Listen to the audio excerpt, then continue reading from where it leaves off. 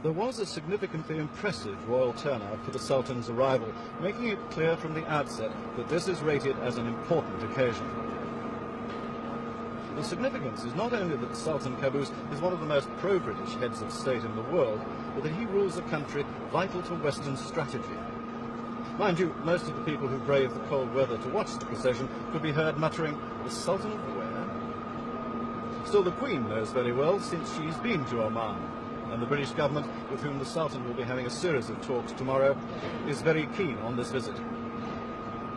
It was Britain which helped to put down a particularly nasty rebellion against the Sultan in the 70s, and his army is still run by British officers on contract. The RAF flies his helicopters, and former British bobbies lead his police force.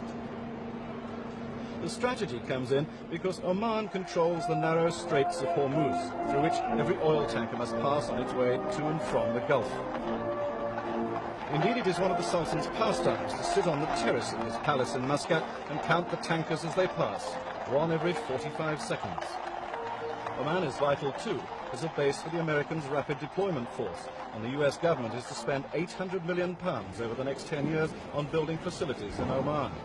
Clearly, Britain can't compete with that kind of money, but the Sultan has a unique sense of gratitude and affection for us. He had his military education at Sandhurst and served as a lieutenant in the Cameronians, and of course wore their tartan trews.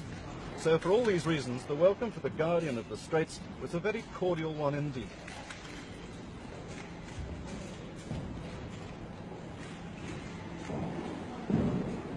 Later, amidst extraordinary security, the Sultan went to Westminster Abbey to lay a wreath on the tomb of the unknown warrior, a duty which must have reminded him of his days with the British Army.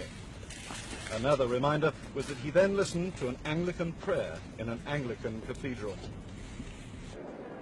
Tonight there was a state banquet at Buckingham Palace, and for the occasion the Sultan had given the Queen his special present, an insignia made of red and white gold and set with diamonds and rubies. It was, say its London makers, beyond price.